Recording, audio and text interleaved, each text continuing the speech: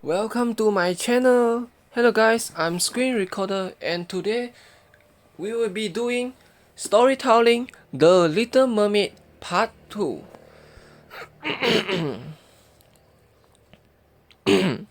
This is the last sentence from the previous storytelling The Little Mermaid Part 1. This evening we are going to have a court ball. It was one of those splendid sights which we can never see on earth. The walls and ceiling of the large ballroom were of thin but transparent crystal. Many hundreds of colossal shells, some of a deep red, others of a grass green, with blue fire in them, stood in rows on each side. These lighted up the whole saloon and shone through the walls, so that the sea was so illuminated. Innumerable fishes, great and small, swam past the crystal balls. Innumerable fishes, great and small, swam past the crystal walls. On some of them, the scales glow with a purple brilliance, and on others shone like silver and gold. Through the halls flowed a broad stream, and in it danced the merman and the mermaids to the music of their own sweet singing. No one on earth has such lovely voices as they, but the little mermaid sang more sweetly than all. The whole court applauded her with hands and tails, and for a moment her heart felt quite gay, for she knew she had the sweetest voice either on earth or in the sea. But soon she thought again of the world above her. She could not forget the charming prince, nor her sorrow that she had not an immortal soul like this. She crept away silently out of her father's palace, and while everything within was gladness and song, she sat in her own little garden, sorrowful and alone. Then she heard the badger sounding through the water, and thought, "He is certainly sailing above, he in whom my future centre, and whose hands I should like to place the happiness of my life. I will venture all for him and to win an immortal soul. While my sisters are dancing in my father's palace, I will go to the sea witch, of whom I have always been so much afraid. She can give me counsel and help."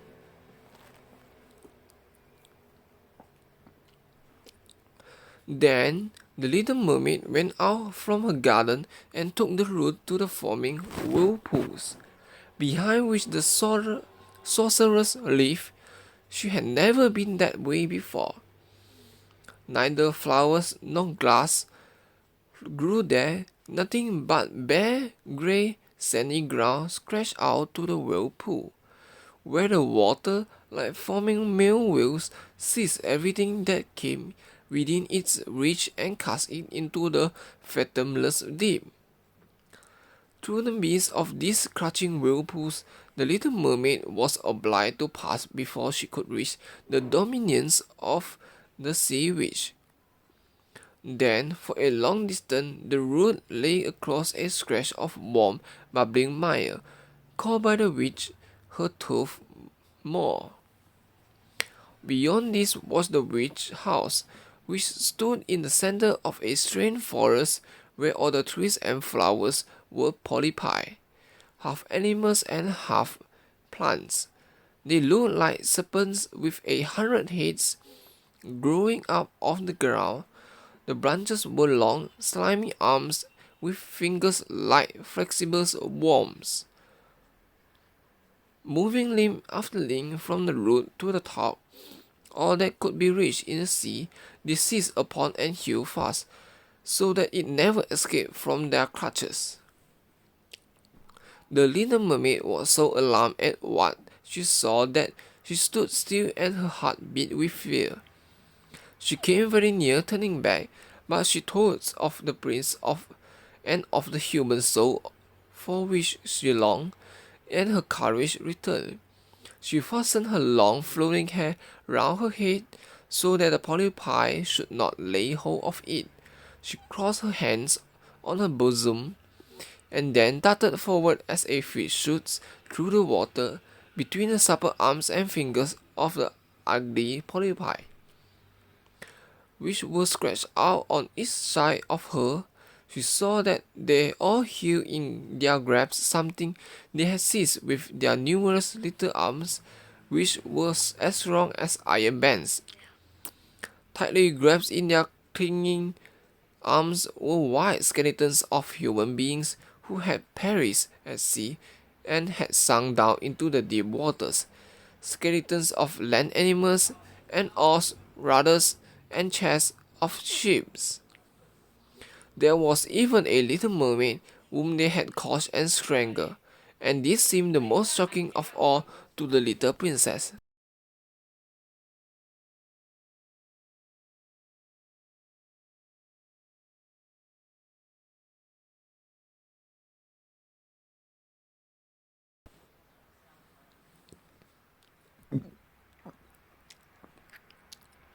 She now came to a space of marshy ground in the wood, where large, fat water snakes were rolling in the mire and showing their ugly, drab-colored bodies. In the midst of this spot stood a house built of the bones of shipwrecked human beings. They set the seaweed, allowing a toad to eat from her mouth, just as people sometimes feed a canary with pieces of sugar. She called the ugly water snakes her little chickens and allowed them to crawl all over her bosom. "I know what you want," said the sea witch. "It is very stupid of you, but you shall have your way, though it will bring you to sorrow, my pretty princess. You want to get rid of your fish tail, and to have two supports instead, like human beings on earth, so that the young prince may fall in love with you, and so that you may have an immortal soul." And then the witch laughed so loud and so disgustingly that the toad and the snake fell on the ground and lay there wriggling. "You are but just in time," said the witch, "for after sunrise tomorrow I should not be able to help you till the end of another year. I will prepare a draught for you, with which you must swim to land tomorrow before sunrise. Sit yourself there and drink it. Your tail will then disappear and shrink up into what men call legs."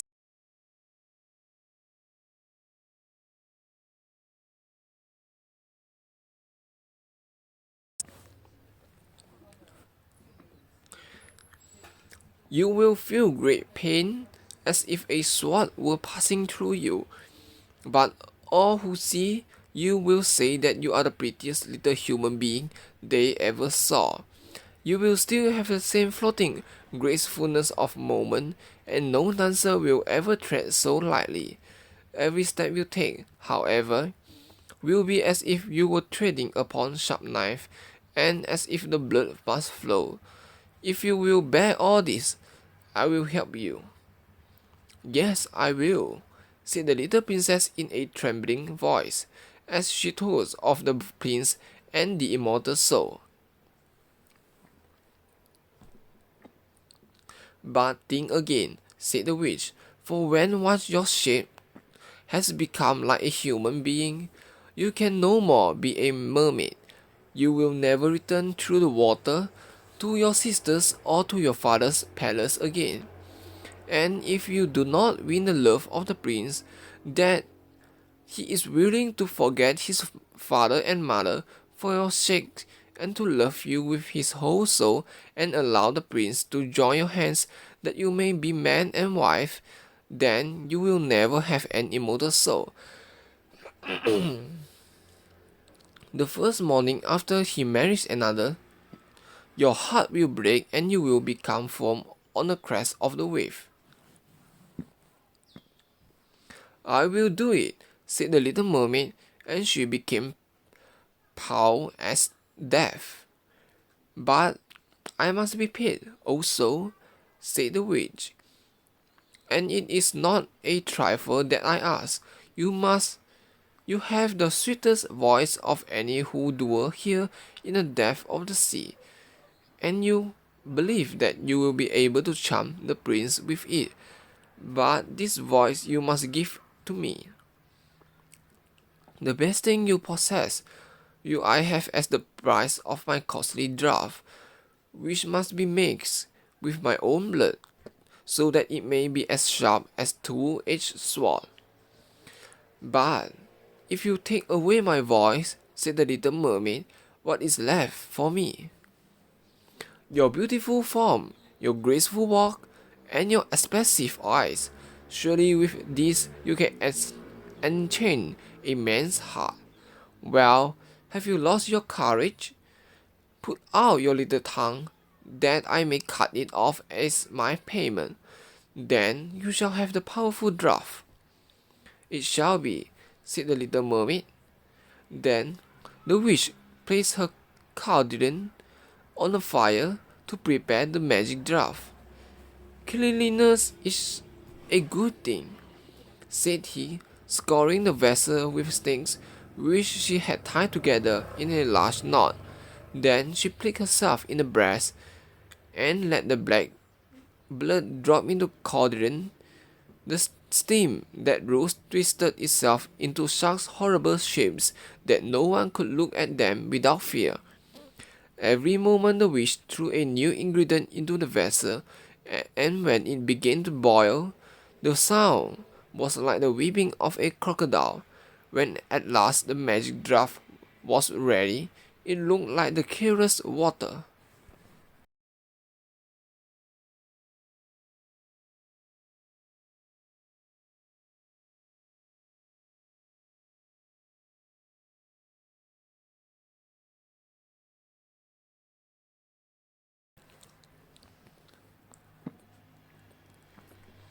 "There it is for you," said the witch. Then she cut off the mermaid's tongue, so that she would never again speak or sing.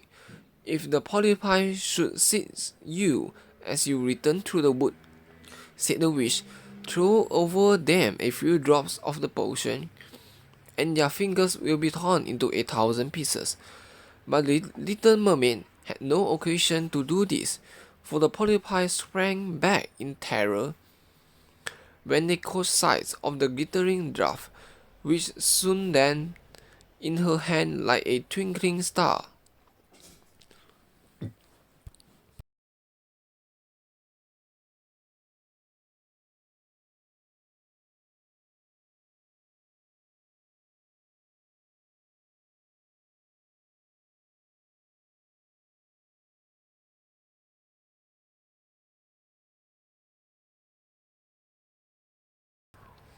So she passed quickly through the wood and the marsh, and between the rushing whirlpools.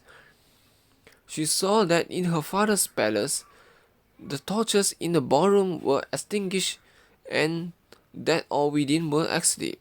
But she did not venture to go in to them, for now that she was dumb and going to leave them forever, she felt as if her heart would break.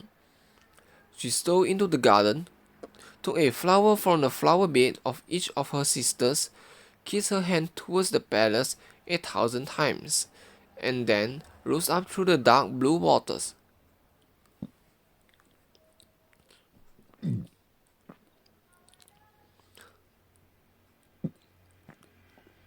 The sun had not risen when she came in sight of the prince's palace, and approached the beautiful marble steps, but the moon shone clear and bright.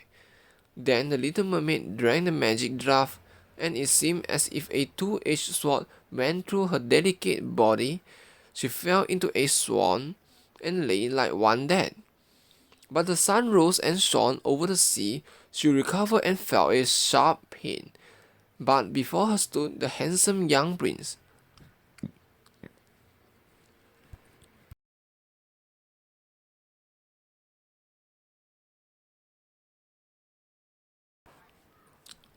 He fixed his cold black eyes upon her so earnestly that she cast down her own, then became aware that her fish tail was gone, and that she had as pretty a pair of white legs and tiny feet as any little maiden could have.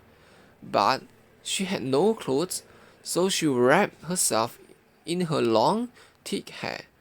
The prince asked her who she was and where she came.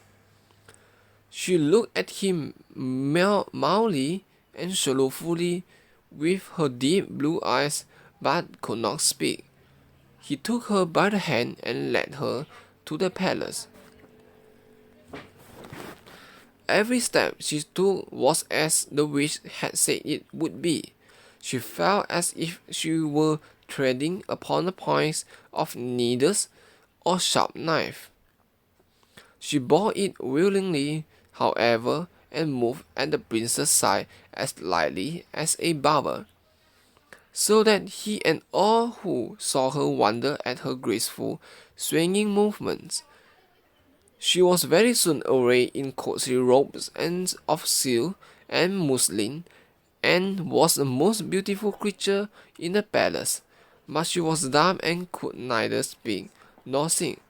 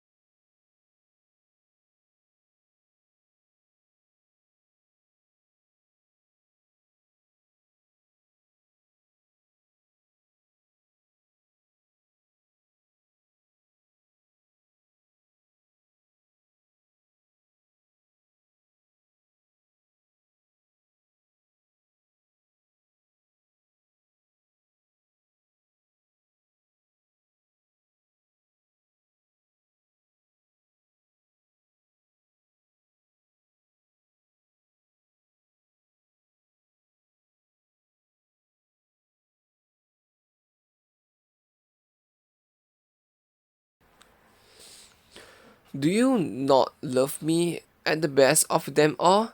The eyes of the little mermaid seemed to say when he took her in his arms and kissed her fair forehead. Yes, you are dear to me, said the prince, for you have the best heart, and you are the most devoted to me. You are like a young maiden whom I once saw, but whom I shall never meet again. I was in a ship that was wrecked, and a wave cast me ashore near a holy temple where several young maidens performed the service. The youngest of them found me on the shore and saved my life. I saw her but twice, and she is the only one in the world whom I could love. But you are like her, and you have almost driven her image from my mind. She belongs to the holy temple, and good fortune has sent you to me in her stead. We will never part.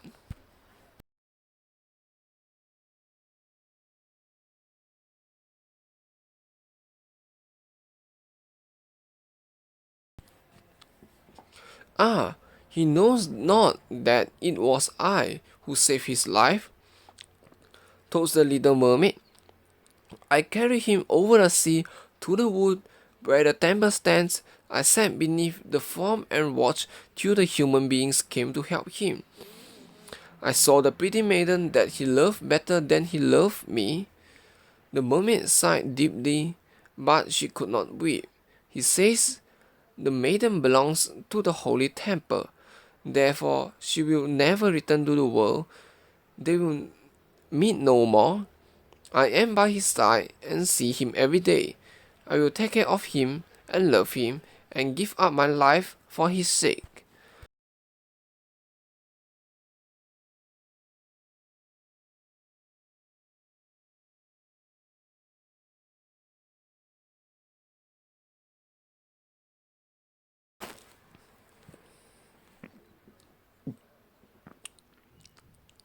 Very soon it was said that the prince was to marry and that the beautiful daughter of a neighboring king would be his wife.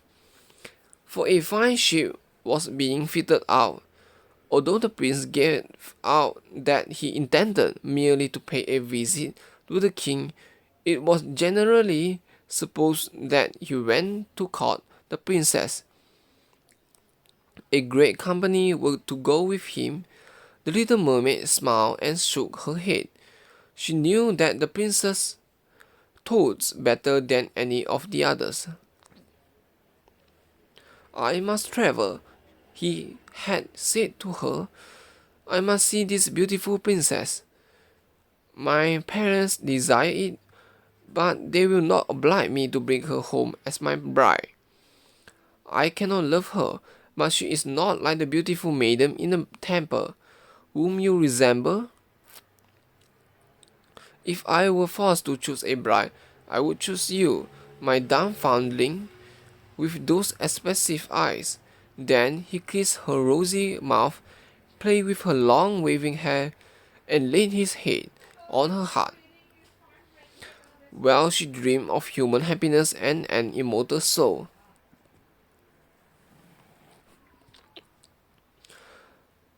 You are not afraid of the sea, are you? He said, as they stood on the deck of the noble ship which was to carry them to the country of the neighboring king. Then he told her of storm and of calm, of strange features in the deep beneath them, and of what the divers had seen there. She smiled at his descriptions, for she knew better than anyone what wonders were at the bottom of the sea. In the moonlight night, when all on board were asleep except the man at the helm, she sat on deck,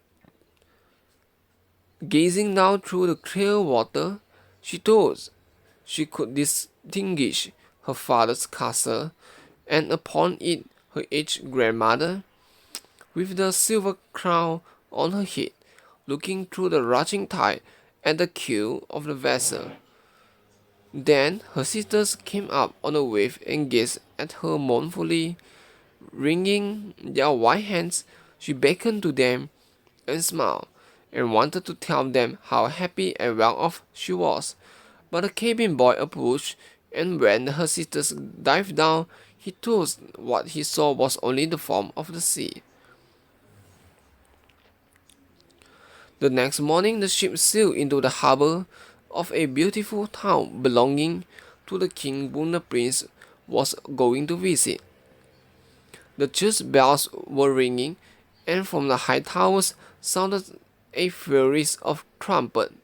Soldiers with flying colors and glittering bayonets lined the roads through which they passed. Every day was a festival, balls and entertainments following one another. But the princess had not yet appeared. People said she had been brought up and educated in a religious house, where she was learning every royal virtue. At last she came, and the little mermaid, who was anxious to see whether she was really beautiful, was obliged to admit that she had never seen a more perfect vision of beauty. Her skin was delicately fair, and beneath her long dark eyelashes, her laughing blue eyes shone with truth and purity. "It was you," said the prince, "who saved my life when I lay as if dead on the beach." And he folded his blushing bride in his arms. "Oh, I am too happy," said he to the little mermaid. "My fondest hopes are now fulfilled. You will rejoice at my happiness, for your devotion to me is great and sincere." The little mermaid kissed his hand and felt as if her heart were already broken. His wedding morning would bring death to her, and she would change into the form of the sea. All the church bells rang, and the heralds rode through the town proclaiming the betrothal. Perfume oil was burnt in costly silver lamps on every altar, and priests waved the censers, while the bride and the bridegroom joined their hands and received the blessing of the bishop. The little mermaid, dressed in silk and gold, held up the bride's train, but her ears heard nothing of the festive music, and her eyes saw not the holy ceremony. She thought of the night of death which was coming to her, and of all she had lost in the world. On the same evening, the bride and bridegroom went on board the ship. Cannons were roaring, flags waving, and in the center of the ship a costly tent of purple and gold had been erected. It contained elegant sleeping couches for the bridal pair during the night. The ship, under a favorable wind, with swirling sails, glided away smoothly and lightly over the calm sea.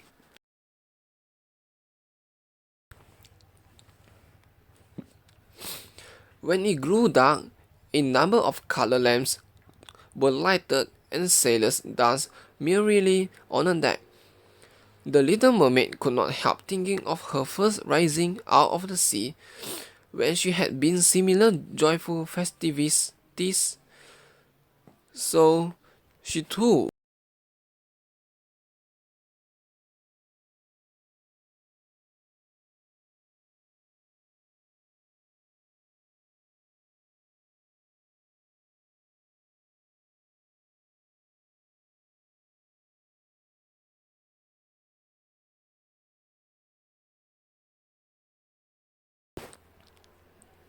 joined in the dance, poised herself in the air as a swallow when he pursues his prey, and all present cheered her wonderingly. She had never danced so gracefully before. Her tender feet felt as if cut with a sharp knife, but she cared not for the pain. A sharper pang had pierced her heart. She knew this was the last evening she should ever see the prince for whom she had forsaken her kindred and her home. She had given up her beautiful voice and suffered unheard of pain daily for him. While he knew nothing of it, this was the last evening that she should breathe the same air with him or gaze on a starry sky and a deep sea. An eternal night, without a toast or a dream, awaited her. She had no soul, and now could never win one. All was joy and gaiety on the ship until long after midnight. She smiled and danced with the rest, while the toast of death was in her heart. The prince kissed his beautiful bride, and she played with his raven hair till they went arm in arm to rest in the stubtail's tent. Then all became still on board the ship, and only the pilot, who stood at the helm, was awake. The little mermaid leaned her white arms on the edge of the vessel and looked towards the east for the first blush of morning, for that first ray of the dawn which was to be her death. She saw her sisters rising out of the flood. They were so pale as she, but their beautiful hair no longer waved in the wind. It has been cut off. "We have given our hair to the witch," said they, "to obtain help for you, that you may not die tonight. She has given us a knife. See, it is very sharp. Before the sun rises, you must plunge it into the heart of the prince. When a warm blood falls upon your feet, they will grow together again into a fish tail, and you will once more be a mermaid and can return to us to live out your 300 years before you are changed into the salt sea form. Hence, then, either he or you must die before sunrise. Our old grandmother mourns so for you that her white hair is falling, as ours fell under the witch's scissors. Kill the prince and come back. Hasten. Do you not see the first red streaks in the sky? In a few minutes, the sun will rise and you must die." Then they sighed deeply and mournfully and sank beneath the wave. The little mermaid drew back the crimson curtain of the tent and beheld the fair bride, whose head was resting on the prince's breast. She bent down and kissed his noble brow, then looked at the sky, on which the rosy dawn grew brighter and brighter. She glanced at the sharp knife and again fixed her eyes on the prince, who whispered the name of his bride in his dreams. She was in his thoughts, and the knife trembled in the hand of the little mermaid, but she flung it far from her into the wave. The water turned red where it fell, and the drops that sputtered up looked like blood. She cast one more lingering, half-fainting glance at the prince, then threw herself from the ship into the sea and felt her body dissolving into foam.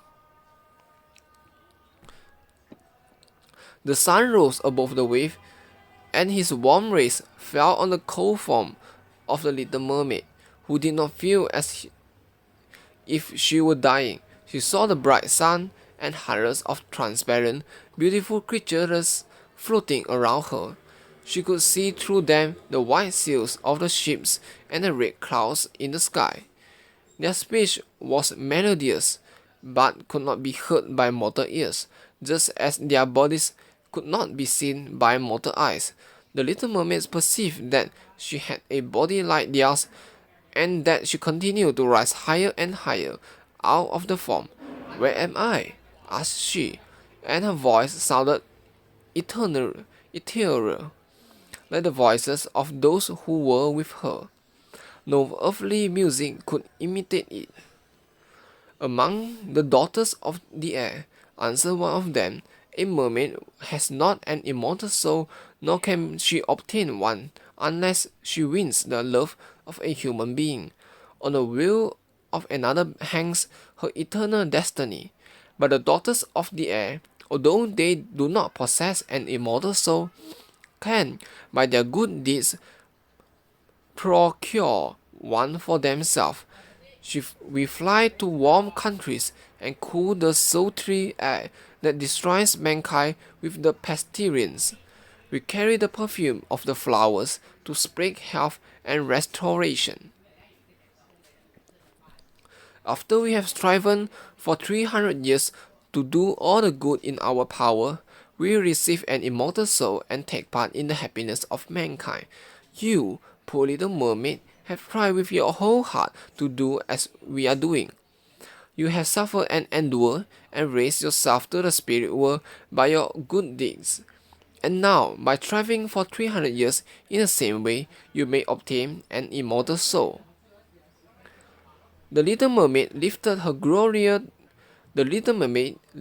glorified eyes toward the sun and, for the first time, felt them filling with tears. On the ship in which she had left the prince, they were life and noise, and she saw him and his beautiful bride searching for her. Sorrowfully they gazed at the purely form, as if they knew she had thrown herself into the wave. Unseen, she kissed the forehead of the bride and framed the prince, and then mounted with the other children of the air to a rosy cloud that floated above. After 300 years, thus shall we float into the kingdom of heaven, said she, and we may even get there sooner, whispered one of her companions. Unseen, we can enter the houses of men where there are children, and for every day on which he finds a good child that is the joy of his parents and deserves their love, our time of probation is shortened. The child does not know. When we fly through the room, and we smile with joy at his good conduct, for we count 1 year less of our 300 years, but when we see a naughty or a wicked child, we shed tears of sorrow, and for every tear, a day is added to our time of trial. This is the end of the storytelling The Little Mermaid Part 2. Last but not least, remember to subscribe to my YouTube channel, like my video, share my video, and click on the bell. When you click on the bell, remember to turn on the notification as well.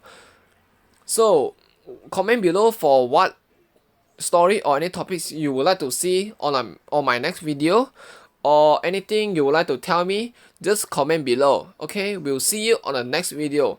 Adios.